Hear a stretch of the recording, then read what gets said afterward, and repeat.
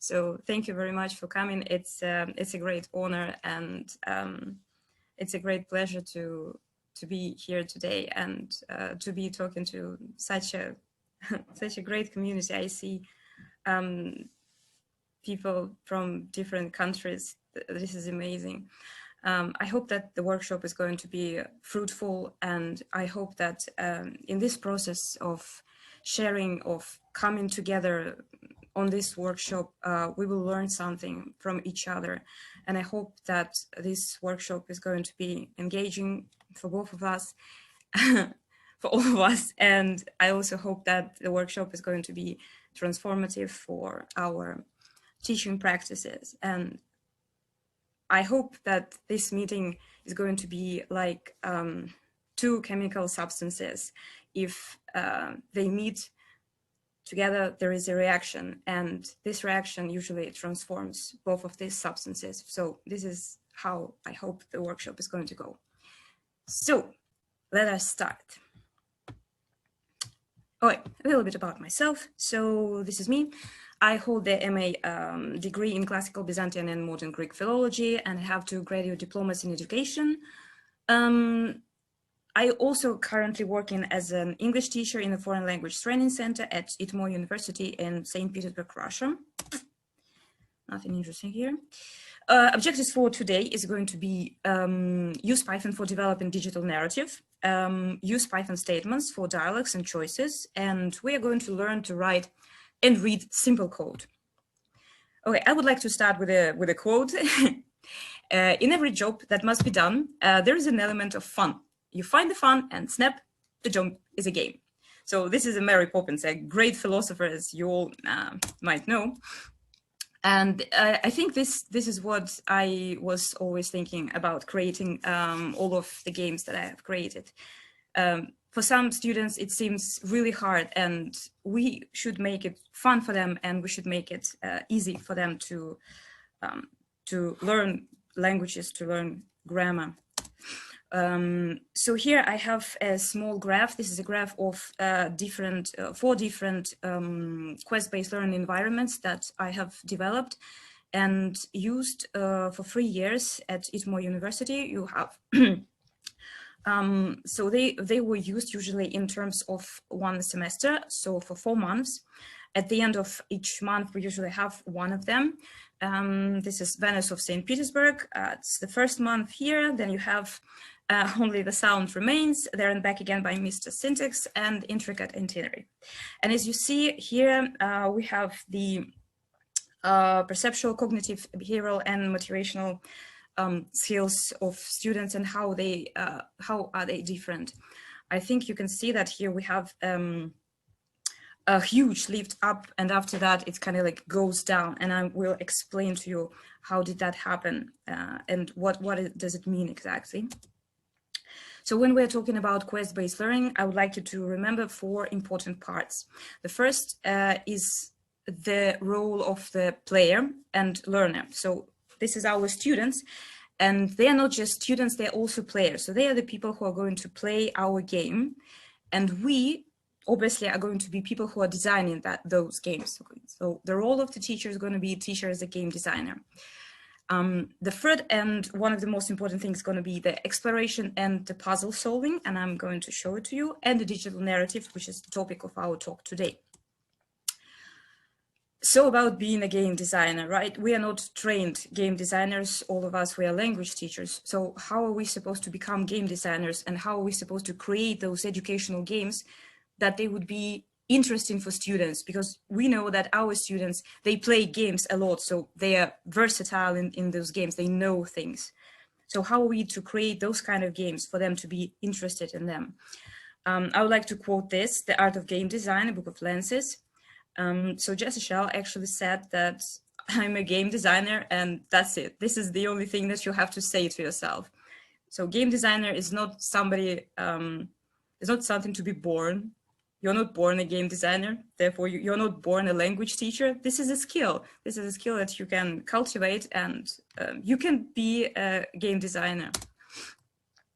So if we would talk a little bit about the teacher's new role, as I said, game design is a skill, because if you would remember when you were children, you were creating games constantly. You were thinking about a spaceship and you're playing together with all the kids in the yard, or some people here are girls, so you would probably remember playing into, you know, creating a magical shop where you're selling magical potions, or maybe being a doctor, or being, I don't know, a policeman. So these are all games that we are creating every day.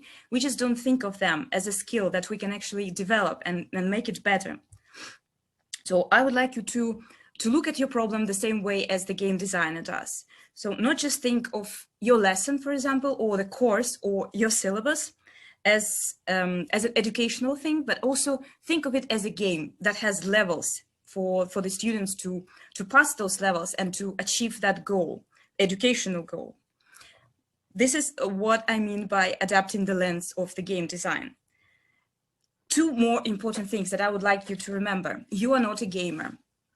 A lot of teachers, when they're trying to actually create the game, they're trying to tell me that I'm not a gamer, so I do not play games. Then how can I create a game? Yeah, I do not ask you to play a game, and I don't want you to be a gamer. I want you to be a teacher, to be yourself, but just see, change your perspective and see the things from a different angle. You don't really have to be a gamer here. And another most important thing, you're not the antagonist. A lot of teachers, when they create games, they are creating this wall, and they put the students on one side and they put themselves on the other side. And it seems like they're at war, like you are trying to, I don't know, do something here, like you're trying to outwit the student for some reason. You are not the antagonist, you're not the bad guy here. You are actually helping the student to reach this goal. This is the reason why we all are here. I hope nothing is wrong because I cannot see chat. All right. Okay, no, wait. Let me in reality see the chat. Otherwise, I'm worried that maybe people are not seeing something. No, I can't see chat. I can play the moderator, and if something is wrong, I will tell you, Elizaveta. Otherwise, you can address all the comments about the content afterwards. So far, they're all wonderful. Oh, okay, okay. I was worried maybe somebody doesn't have a sound or something. All right, so what do we actually do as game designers? First of all, we imagine our game. So we create this in our brain. So first we think, okay, I would like to have a mystery game. That would be cool. So then you define, you think, okay, what do I have to have in this mystery game? Probably mazes. So the students would, you know, kind of like go from here to there. Puzzles, that sounds good. Something that you can put the grammar inside. Some kind of game tags, so go from here to there. Then you think of features, you think of conditions. How do you win? What should you do to win? Obviously, you try to make it more interesting, so you create the whole storyboard. So like, you don't just go like that. You have this one, and then you have another choice and another choice. You have the decision trees.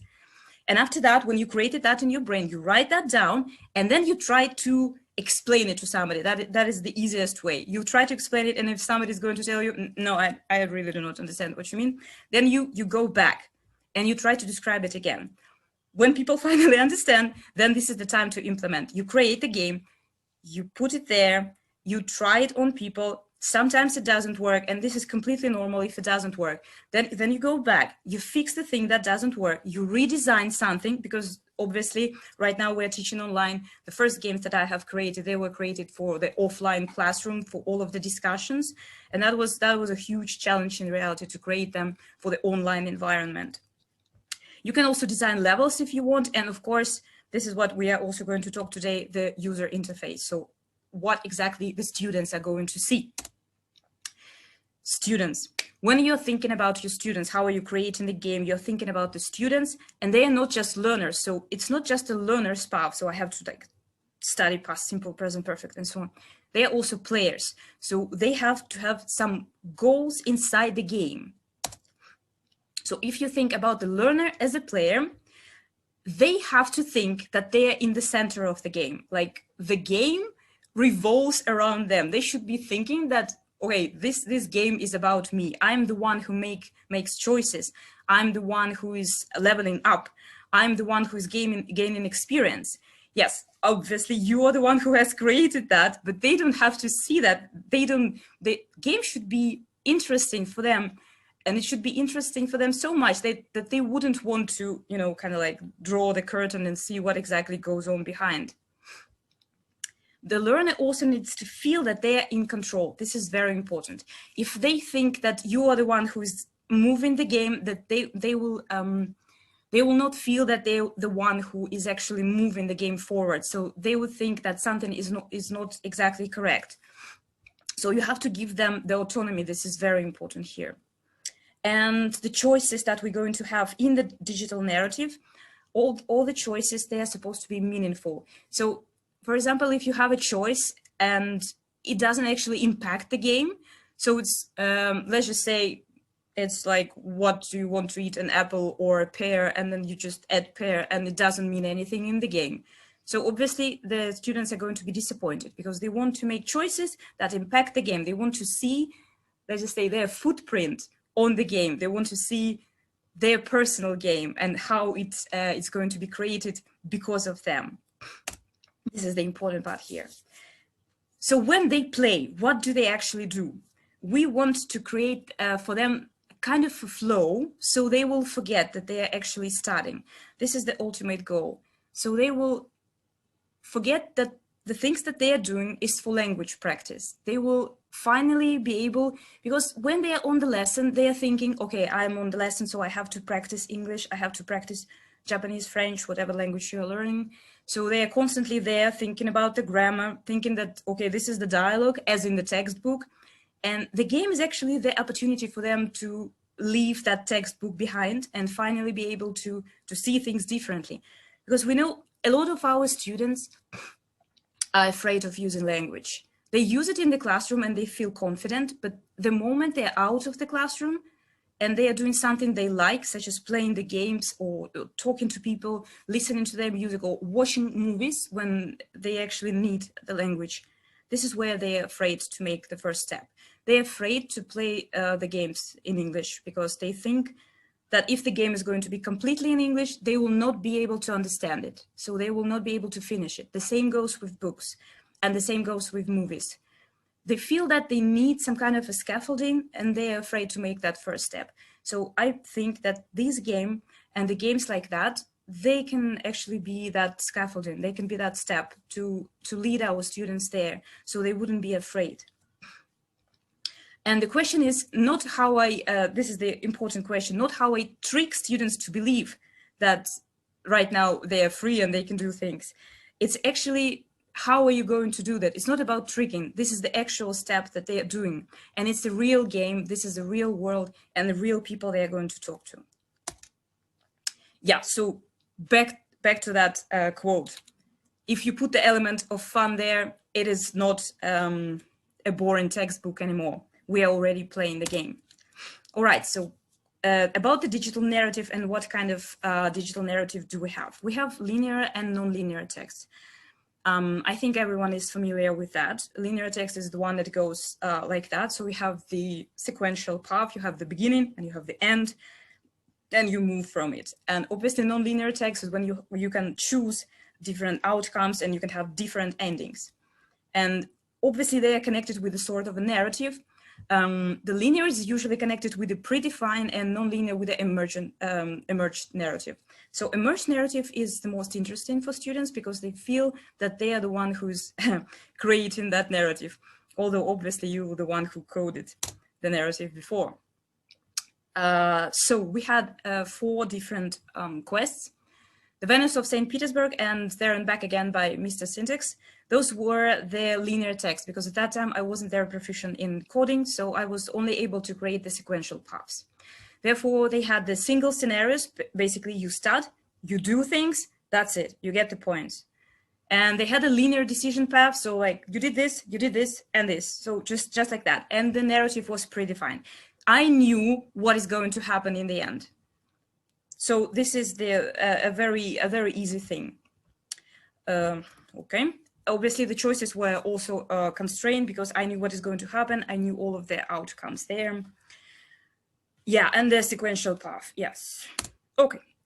So what exactly is different with only the sound remains in the intricate antillery?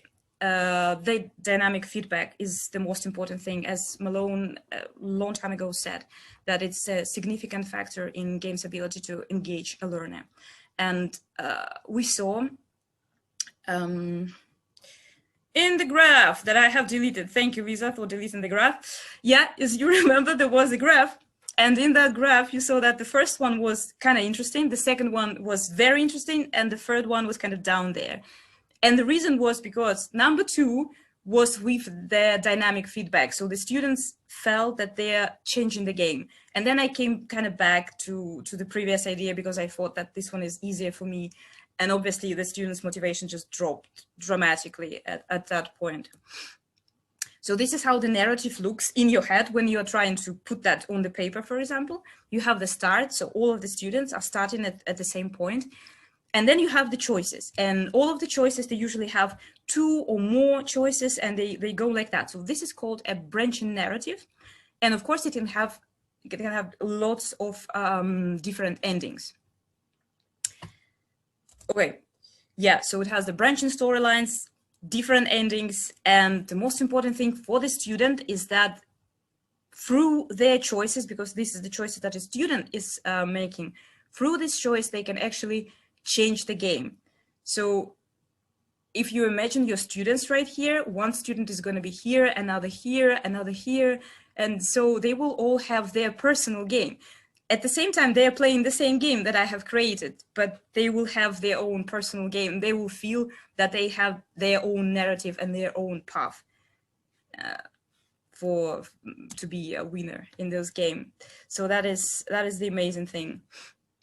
I would also like to say that in my digital narrative in quest-based learning, I'm using visual museums because, and I will show you that, because personally, I think that a lot of learners, and especially young people right now, they're really disengaged from the cultural heritage and the things that are happening in their city. So that is a huge problem. So with quest-based learning, I try to put several things together. In reality, I'm trying to put the narrative, which is obviously a text, a main medium for them, where I put my grammar, and I can make it different for their level. So I can make it A2 if I want to, I can make it B1, I can make it C1 if I want to, because it only depends on me, because I'm the one who's writing that narrative. But the thing that is actually making it, let's just say, making it wholesome, the puzzles that create the tension. And the last thing are those visual museums, virtual museums. Yeah, the thing is, I have, at the beginning when I wanted to create that thing, I was afraid that the game is not going to be interesting enough for the students. So I thought that I can actually rely on the institutions. I can rely on cultural heritage institutions such as museums or galleries that have already created beautiful virtual tours, and I can use them to educate my students, and I can use them to bring awareness in my students about the issues of the cultural heritage. I can use that in my courses as another medium, as a way for them to interact with their history and with their literature, with the artifacts that they can see. And it's also, it makes my life easier because they are already created, they are already virtual, and they are already beautiful, and you can go inside and they can develop these special skills in students. So they would just explore new things that they haven't seen before. So this is a great tool that I really advise you to use. Okay, so this is the end of the theoretical part, and we can now have questions before we advance to the case study. Okay, and here obviously you have the name of the character, and these sprites, they're here. So you have, these are the sprites that I have given to you, and this is just me here, the sprite. Okay, let's see. I have created this game specifically for this workshop, so you would be able to see what is inside. So I created the case study for the case study, and I create my own narrative so we could go with the creation. And I also created that because I was bored. So here comes the case study. Yeah, okay. So this is how it begins. It has the idea of James Bond, because I know that my students are very interested in the culture of the language they're studying. So we are using James Bond to make them more into things. So yes, this is the game, and this is how it starts. And I would like you to think of that as sort of a lesson, and the lesson usually has goals. So when you begin, you have today's mission. So the students will also know why are they doing this. So they have to do the quest. Okay, they have to acquire a deeper understanding of grammar. So they know that they have to think about grammar here, and also know a little bit more about the St. Petersburg. Right, so this is the first mission, and this is how it looks like. Obviously, you can change everything here. Everything is free. You can change it the way you want. Here you can see the first mission is introduced to students. This is how the students are going to see that. And then there is a good luck, and the world is counting for you. Yeah, and then the mission is happening here. You can see that there is another character that is being introduced and so on, and that he actually left a postcard that the students are going to work with. So here comes the first evidence, and this is how students are interacting with the game. There is this first evidence. It's a postcard, and on the postcard it's written, I rented this marvelous flat in the same building as the great Russian poet Pushkin lived. From Russia with love. And therefore you have the first question, where is the flat?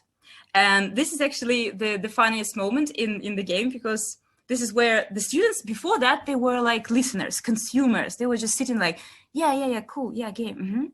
And then you're just like, okay, tell me the answer. Tell me, where is the flat? And at this moment, they're like very surprised. They're like, are we expected to answer things? Okay.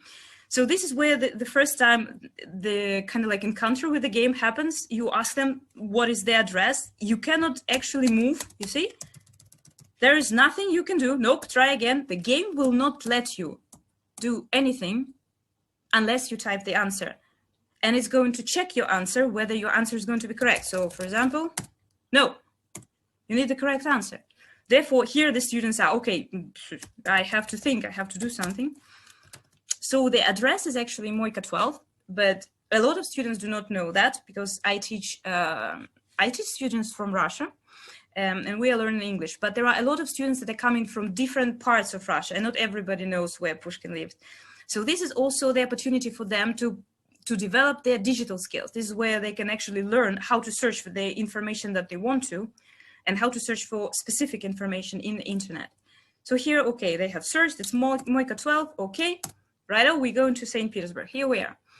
And this is also another way to interact with students. So here you have a popular anecdote. This one, everybody knows that. When you enter the room, you see that there are a lot of policemen there, and apparently there was a man found dead with a cassette recorder in one hand and a gun in the other. And the policeman informed you that when they pressed the button on the cassette recorder, it played the following, I have nothing else to live for, I can't go on. And then the sound of the gunshot. So this is the moment for the students to be actually happy. They are like, oh, okay, I know the answer. This is where they are very active. They are asking questions, and they are trying to answer because they know it. But the thing is, this is where I tell them, okay, but I want you to explain it to me in English, and I want you to talk English right now. I know that you know the answer, because everybody knows that this is a very common anecdote in Russia. So I think in other countries too. So obviously they know it. It's not a very hard thing to say. But the thing is, I'm kind of like creating a model for the whole game. I want you to speak English, and I want you to give me a correct answer, a precise answer. So here I usually divide them on different teams, and I tell them that, okay, you are working for this team, you're working for this team, and I want you to kind of like work collaboratively. I want you to discuss what is the correct answer, and then give me the answer. And they really, really like that. This is the evidence. And here, obviously, you are told to prove that this is a murder. It's not a suicide in reality. And then the game is asking you, prove it's a murder and type a decisive clue. And the clue is a cassette recorder, of course, because it's a cassette recorder.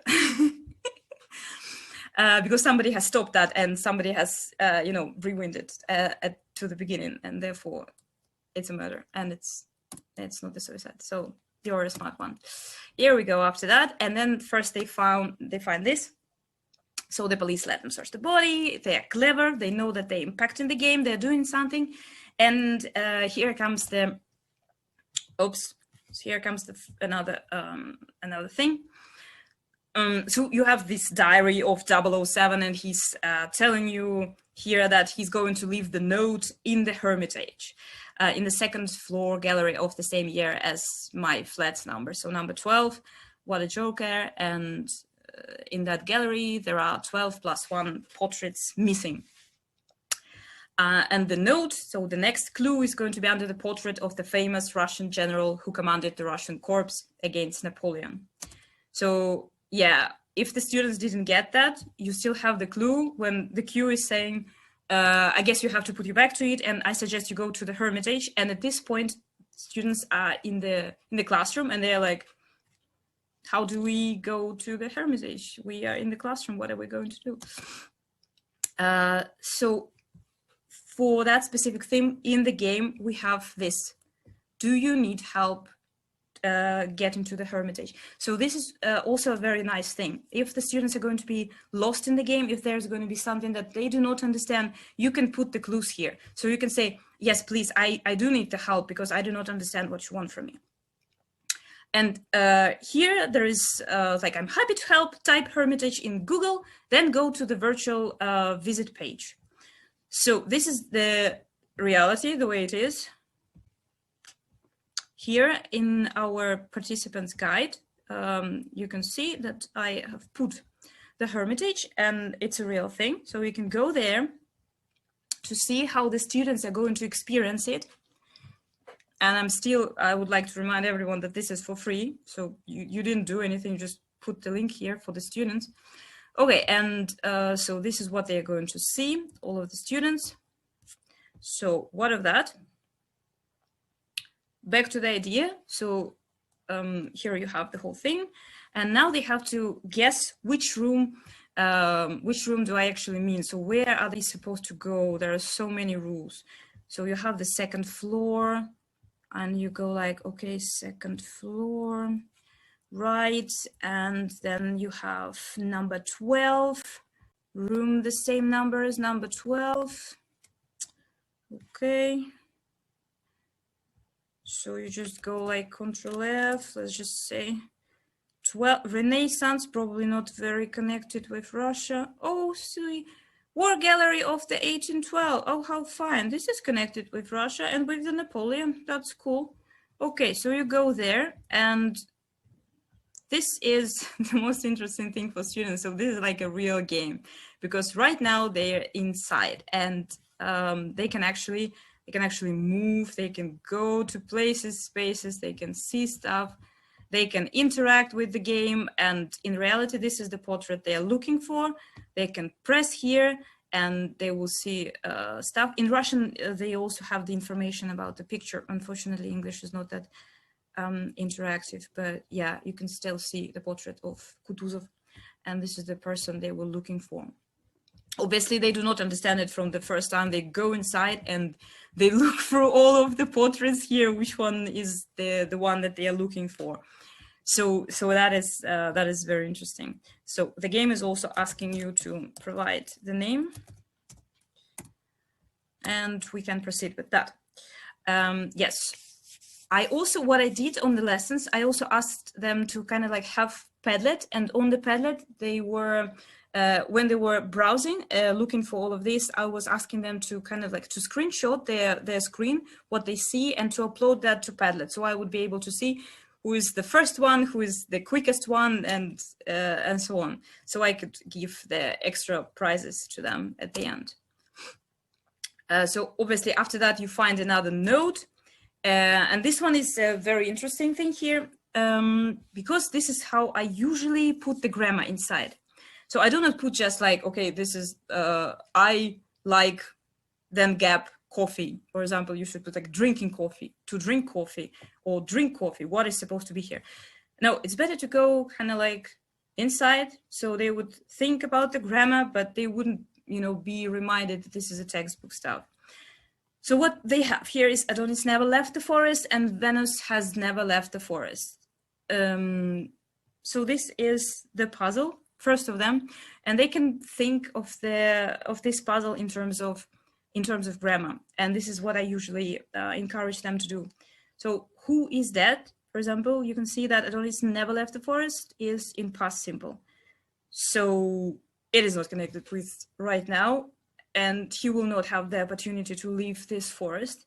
Then we have Venus has never left the forest. It's present perfect, therefore it's connected with right now. So probably she still has the opportunity to leave the forest, therefore she's still alive. So you can guess that probably Adonis is the one who is dead. And you are the smart one again. Hey. And the students, they usually get it. Not everybody, of course, not everybody knows who is Adonis and who is Venus, but here they can think in terms of grammar, and grammar usually is the key for them. Usually they use grammar here to solve this puzzle. I would say that in 3 years, I haven't met a person who would say, oh yeah, I read Shakespeare about that, and I can tell you who is alive and who is dead. Yeah, no one. But the grammar really helps, and you can see that they learned the grammar and they understand. And usually it's such a great moment when they're like, oh, I know.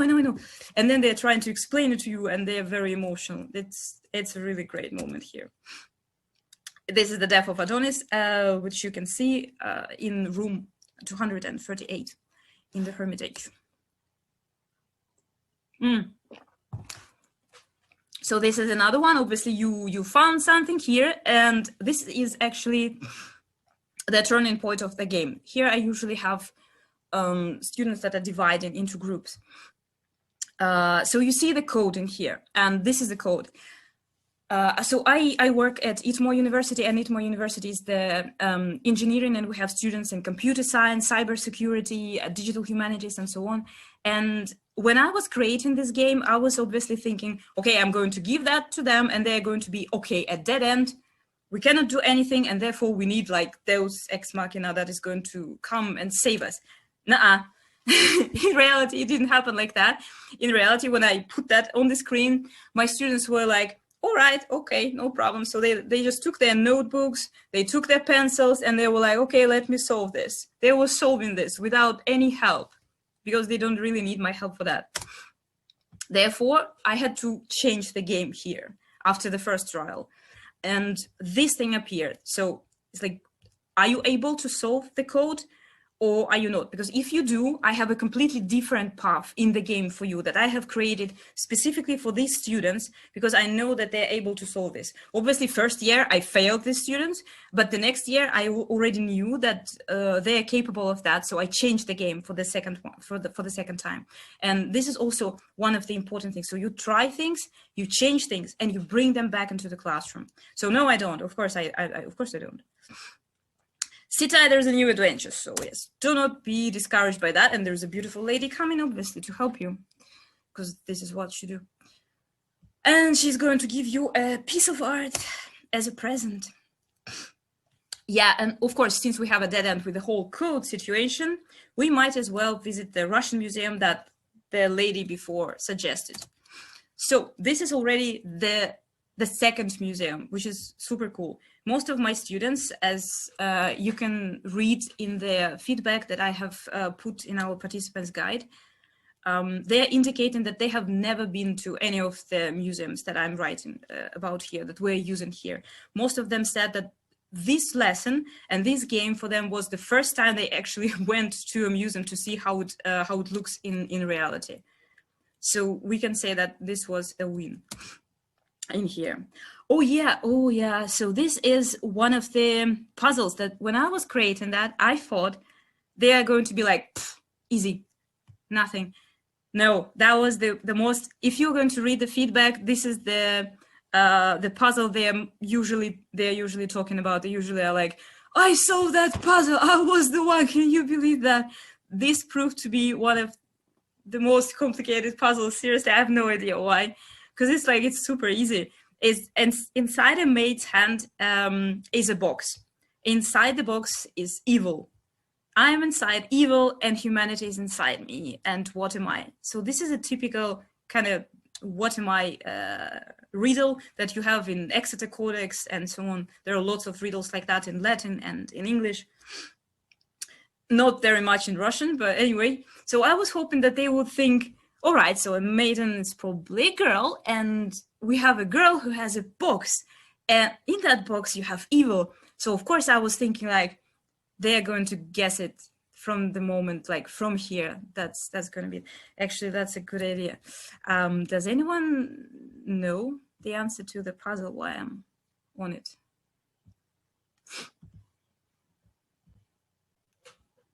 Participants, hello.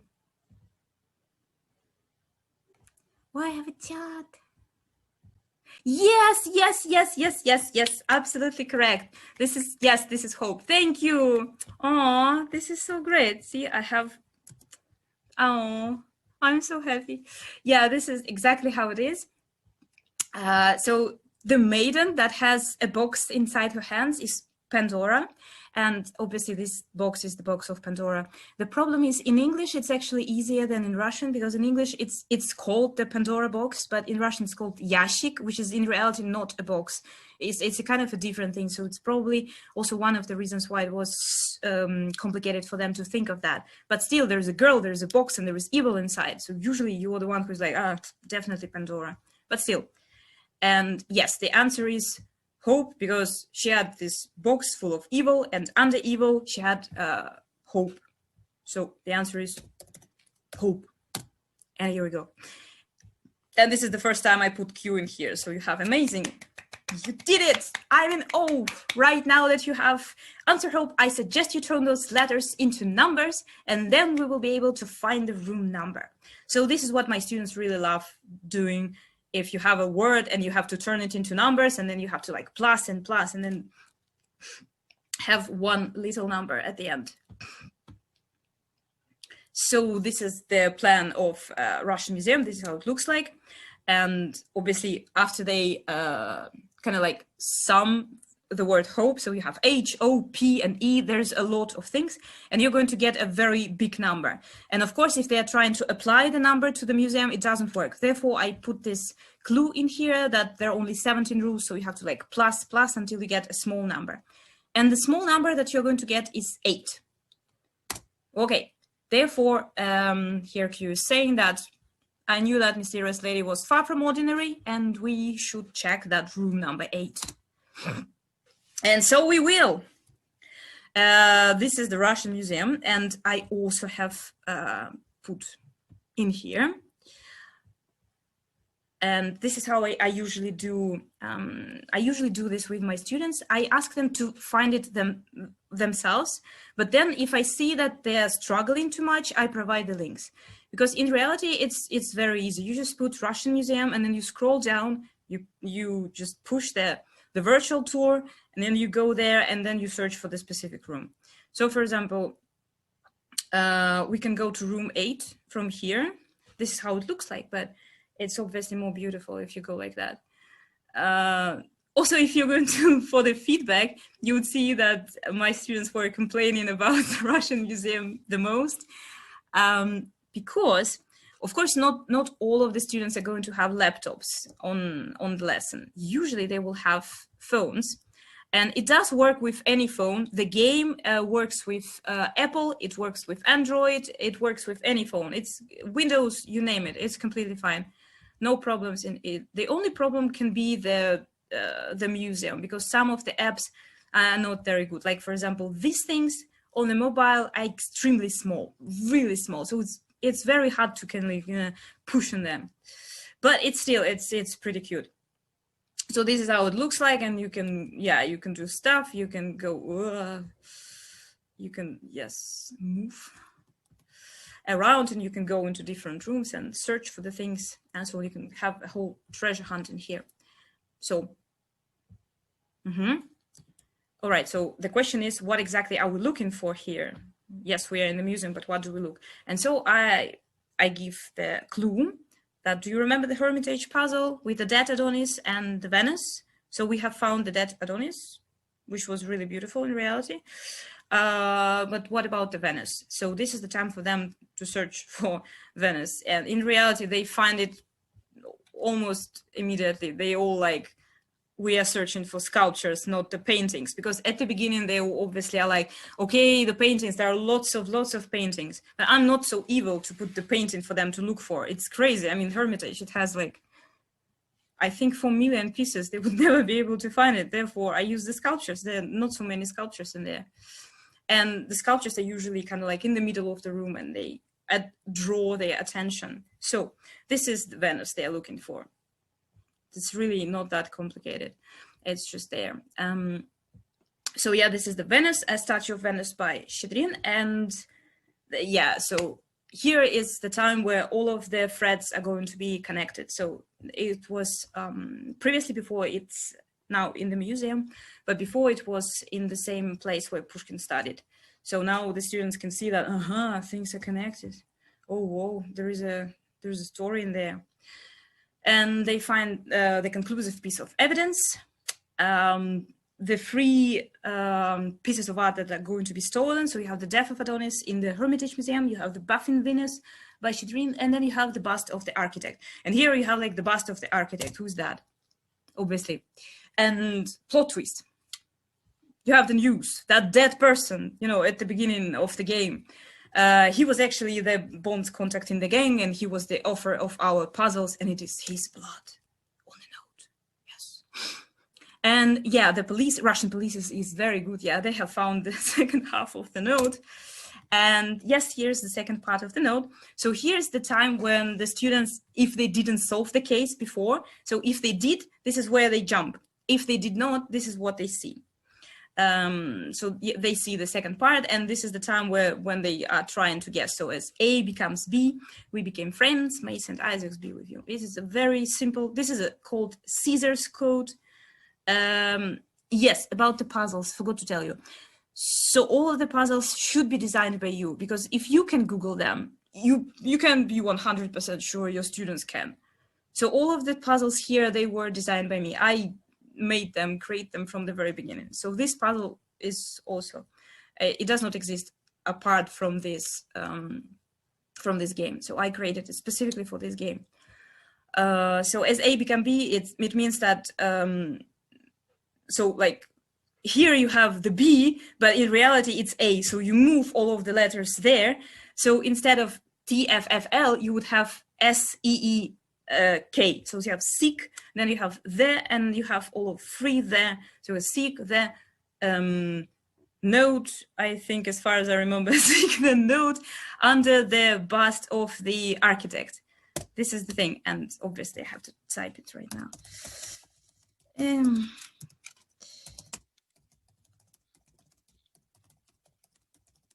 Architect. I was correct. Good. Right, so we are almost at the end. This is St. Isaac's Cathedral. I don't think I have put the links, but I can do that later. So this is also possible to go inside, and they can also go here, and it's absolutely fantastic. It's also it's pretty neat, and they can go inside looking for that bust of the architect. The funny thing, they have actually moved it. So in reality, it's not there. The bust is there, but it's not in this specific place. Some people who have been there, they're like, I don't think it's there, because this is an old photo, so they've moved that. But it's pretty beautiful, because you go around and you see that the bust is going to be in the most lit place. So all of the light comes there. So it's kind of like the end of the game, and you see this light coming down. It's pretty cool. All right, so this is the bust. And here comes back the lady who is telling you that you did it.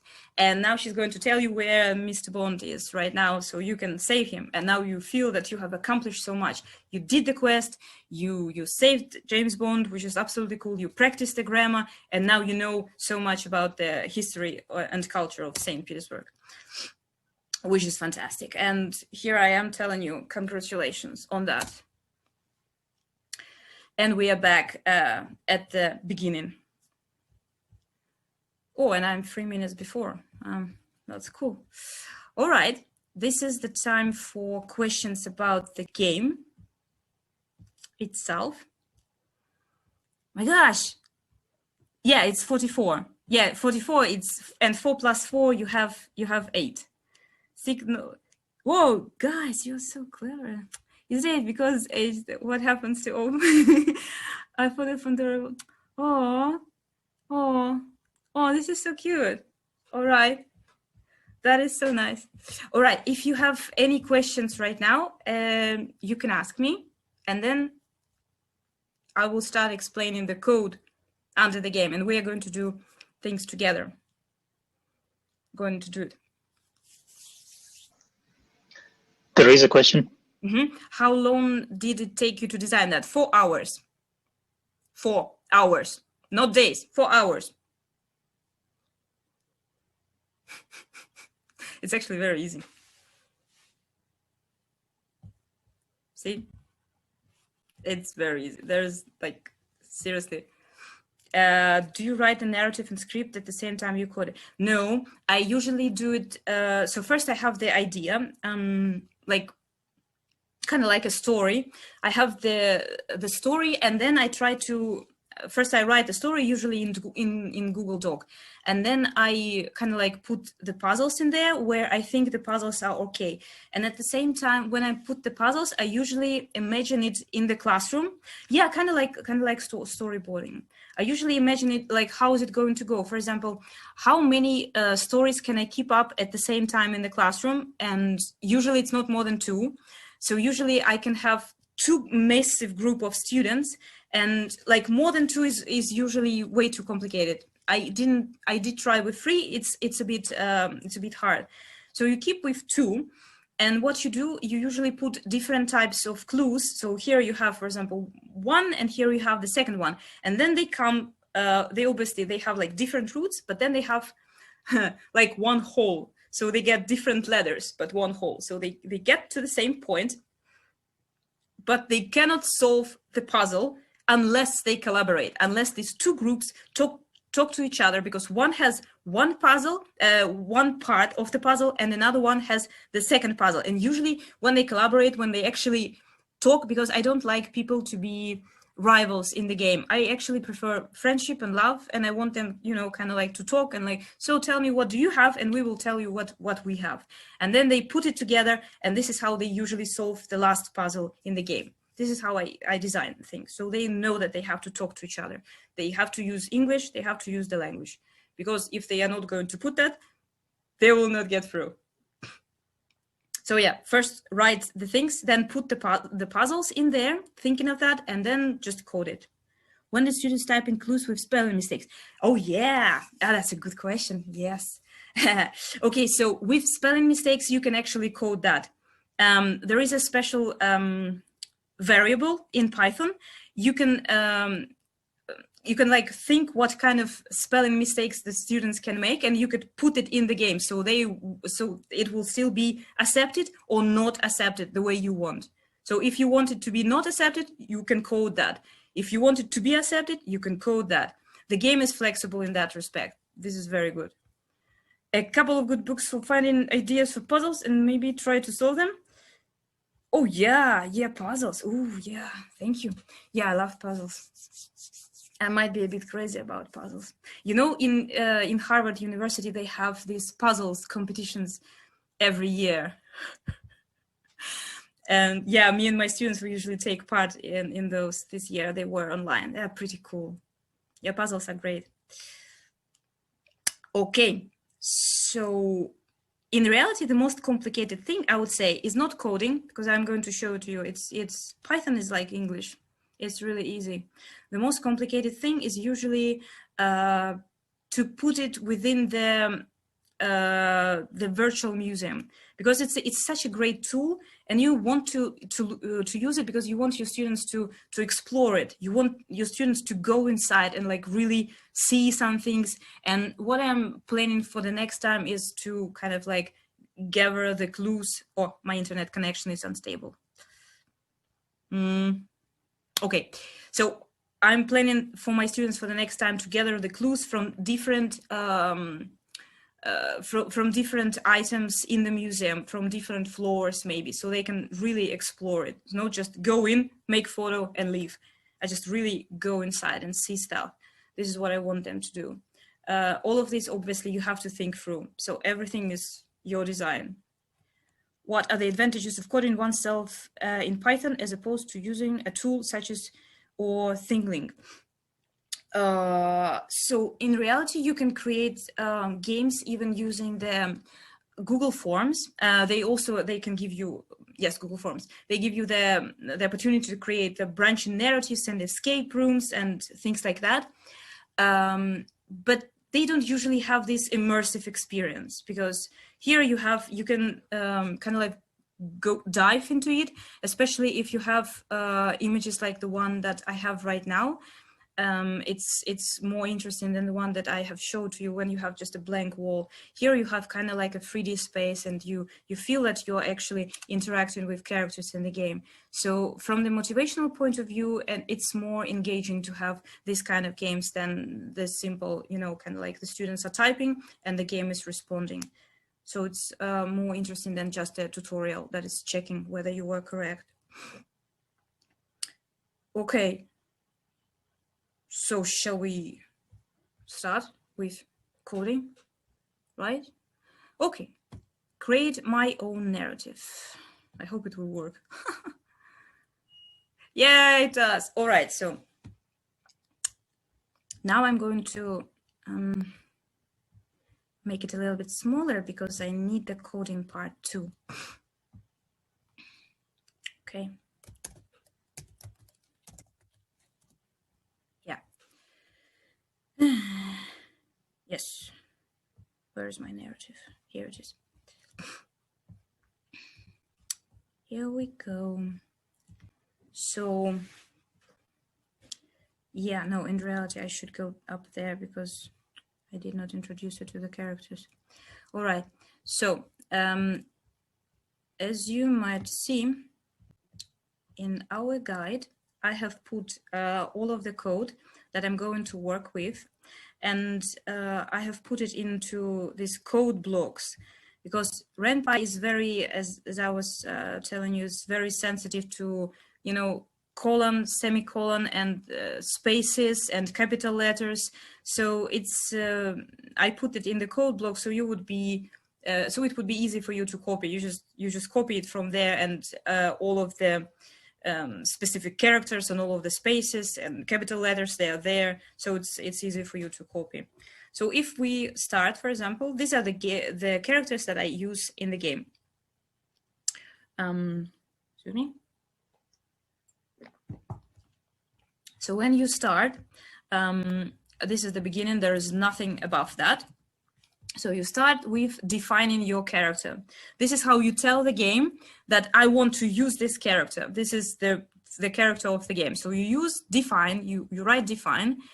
Here you can write anything. So I just use small e because my name is Yelizaveta. So I just use e. You can use the capital letter here if you want to, but just do not forget that it is capital down there. Otherwise, RenPy will not be able to understand what you're talking about. So I call it E, so I wouldn't have to type Yelizaveta. My name is so big every time. So I have E. Then I have character, because it's a character, so it's a person. It's not a background, a scene, or an image. It's a character. Then you can type the green thing. You can type anything you want. Anything. So I'm typing here Yelizaveta. In fact, I can type a unicorn here, and RenPy is going to be okay with that. This is just a color. So for example, you have inspector, he's going to be, where are you, buddy? Okay, this is the color. And the color for Yelizaveta is kind of like blue. The red things here that are starting with this sign, these are comments. You can use this sign if you want to, for example, I don't want to use Q anymore. He's dead. If I'm going to do that, then the game is going to forget him. After you did that, this is just a comment. So the RenPy is not going to understand that. So to bring it back, you have to erase the symbol. Here you have the characters. After you define them, that's basically it. There's nothing more. Let's go with the narrative. Narrative, where are you? Yes, here it is. Okay, so you see the character. This was the character. And how is it represented? You see that it already has the image. And the reason why it has the image is because in my folder, game images, I have the character who is named Inspector. And you see that it's not a capital letter, and it has to be, first, it has to be PNG or it has to be JPEG. RenPy doesn't like GIFs or GIFs, the way you pronounce it. It doesn't like them at all. So usually you can use JPEG or you can use PNG as the file format. So this is why we have this person. Let's see here.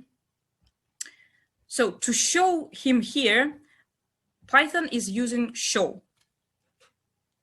That's it. And then you type the name here. So here it's called inspector. Therefore, I'm writing here inspector. Basically, you can just copy the name from here, from the folder, to here. If you're going to call it, for example, inspector1, then the game is going to look for inspector1 here. It does not exist. So the game is going to be confused and you will have a mistake. You would have an error. So the game is going to be like, there is no inspector1, you're lying to me. So inspector here, inspector in the folder, very important. These two things here, so X, this one, if you put, for example, 0, inspector is going to move there to that part of the screen. If you put 95, then he's going to be here. So for example, 1 is going to be here on the like left, right side, and 0 is going to be that side. So he can move here and there if you want to. And obviously Y is this one. You can count it, but usually 1 is exactly above the speaking board. So this is where you put the different words that the characters are going to say. So this is usually the 1. It means that it's stick to the bottom. Now the characters can say different things, and you can write it in a different way. For example, you see that there is inspector here, and he's saying, hello, my name is Inspector Granger, nice to meet you.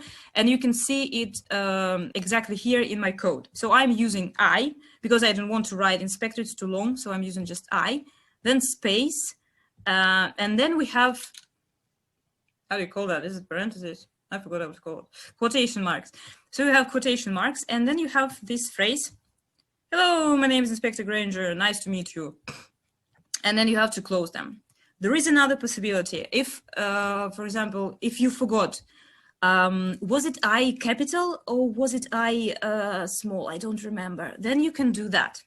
You can write just inspector in quotation. This is what it's going to do.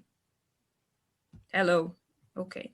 So it has a little bit of different color because it's using its own idea. It doesn't summon the variable of inspector, so the color is going to be different. But it's still the same thing. It's inspector. Here it's inspector. I'm investigating a murder. So this is these are two ways that you can make the characters talk if you want to. The second one is obviously the narrator's voice. So the one that I was using for Lisa or for Q, for example, when there is no actual speaker. So what you can do here? Okay, so hide inspector is to hide the character, and he's hidden right now. You see, very simple. And then just with quotation without E and without inspector in the quotation, just write, that's our protagonist. And this is how the narrator is speaking. So here, the narrator is telling you, this is our protagonist, hello. The second important part for the narrative is obviously the background. And to create the background, you use this command. Scene is the background. So to summon it here, you write scene and then the same here, the name that is in the folder. In the folder is called BG City. So here in the code, it's called BG City, exactly the same. That's it. With fade is just a fancy thing to say that it's not going to be like, but it's going to be very slowly and beautifully. And after that, let's see what we have. So there is the same scene, and we have Inspector Granger. He's coming back because there is show. And Inspector Granger arrived at trum, trum, trum, trum. And now we are going to show a second character.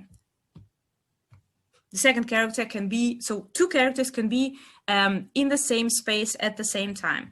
And this is how we do that. We just put another show. The guy is called the victim.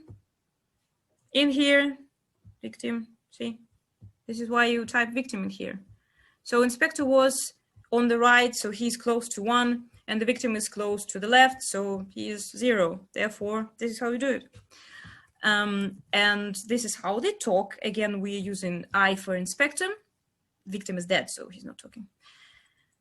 So he's explaining to people that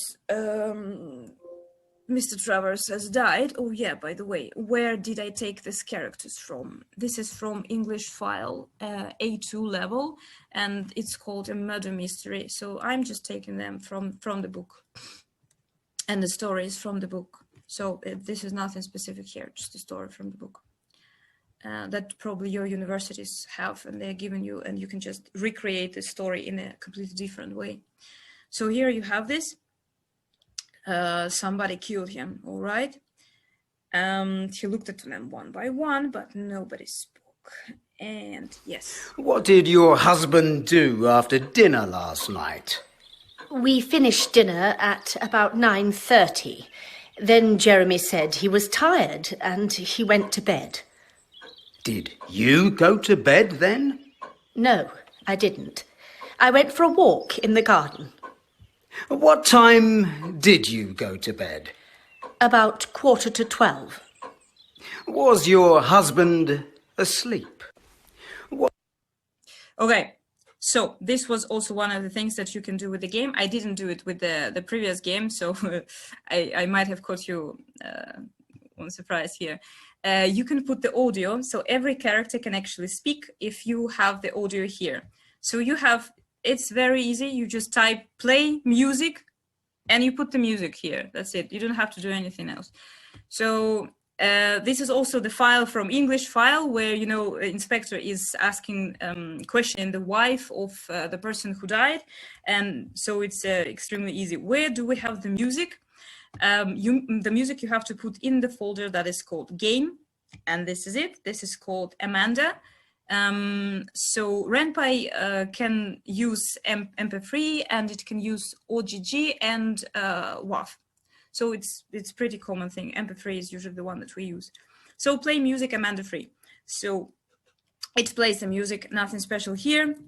But there is an interesting thing that is called label. Okay, what does it mean, label? Label is for the game to understand that there is going to be a piece of code. So here you are telling the game, okay, so this piece of the code, you can think of it as a chapter in the book. So this chapter of the book is going to be about the wife. So this chapter has what? Music. So it has the voices that you have just heard. It has the scene, background, city. It has inspector and it has Amanda together. And the lines that they are talking, they're speaking. So you have A for Amanda, I for inspector. And after that, after they finished, you have stop music. Otherwise the music will continue playing. So you have to stop the music. Stop the music, and this is what you see. You see the scene that is called cross, which I only used for my avatar. And you see Lisa. Yeah, and yes, this is the kind of like interruption. So the label doesn't really do anything in terms of the game. Like, for example, you have play music that plays music. You have show that shows the character. You have hide that hides the character. But label is just for the game to say that this is the beginning of something and it ends at some point. That's it. It doesn't do anything. So you just put it there for the game to remember and for you to remember that this is the chapter about the wife. And this is where the chapter ends. So nothing about the wife after that. Now I would like to show you how to give choices to the characters, because you saw I had a lot of choices in my previous game. So how do we do that? So we have our inspector and he's about to face two choices. With whom does he want to talk, Barbara or Gordon, right? Because we have two characters there. And here I did an interesting thing. So to introduce choices, you use menu. And yeah, do not forget the colon in here. So you use menu And I have also written it here, just if you want to follow. Yeah, that was about the wife. This is the choices, the menu.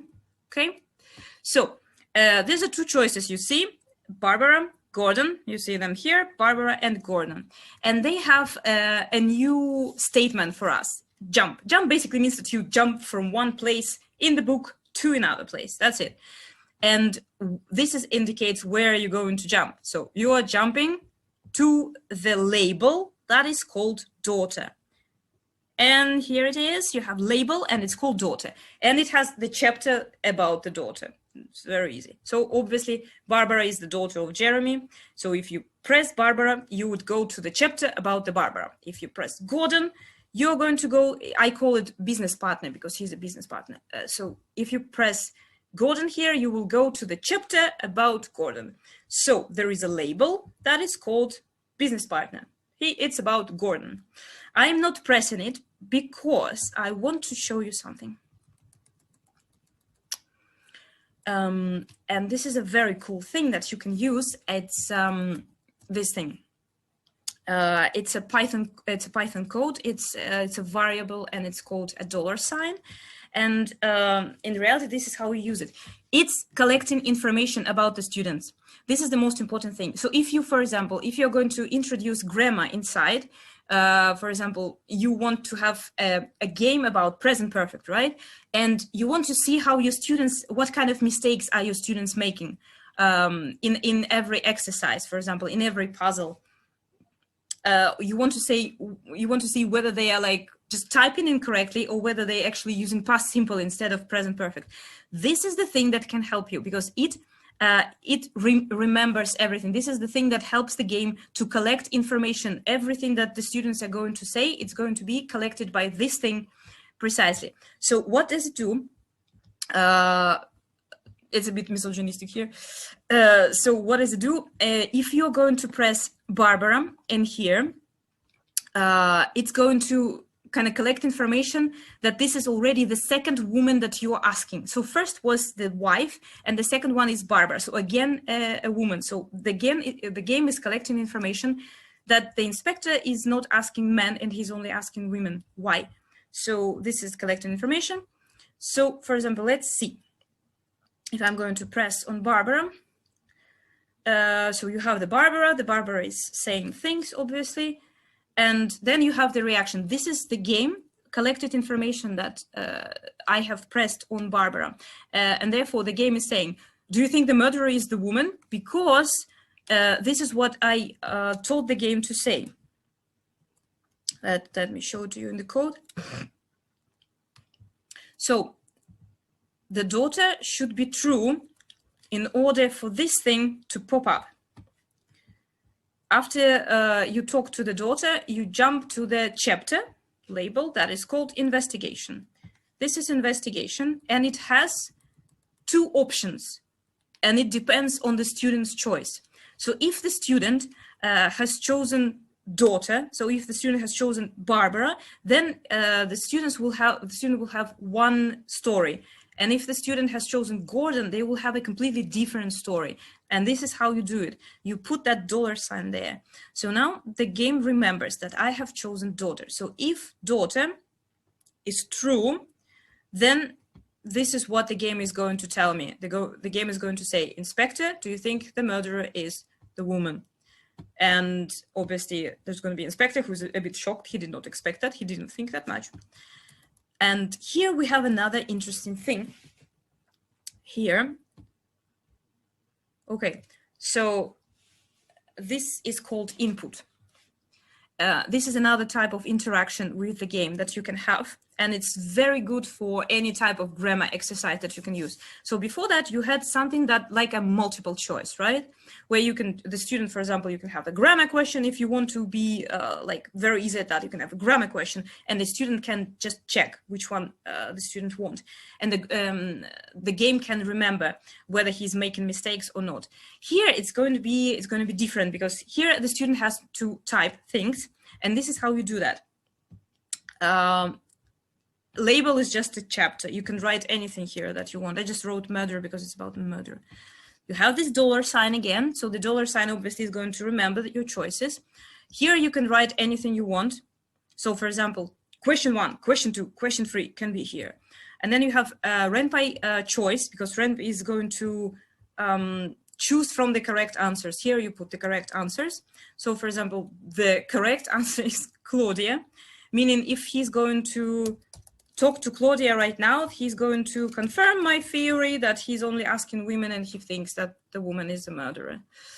So of course, if I will type that, the person here is going to scream, yes, you do. Look, you do, hey, yeah. And we can, I hope we can go back. Yeah, we can go back and we can type anything else, which is not Claudia, and you will get a different response. So for example, if the student is not going to type things that are correct, things that you want them to type, that you expect them to type, and they are going to type something else, the game is going to remember that, and the game can bring it back to you, and it can give you obviously a different response. And the good thing about that, it's not going to just, you know, show you wrong answer. No, you can put anything here. For example, you can say, oops, it looks like you didn't really understand completely present perfect, and I recommend you to review the unit 7, for example.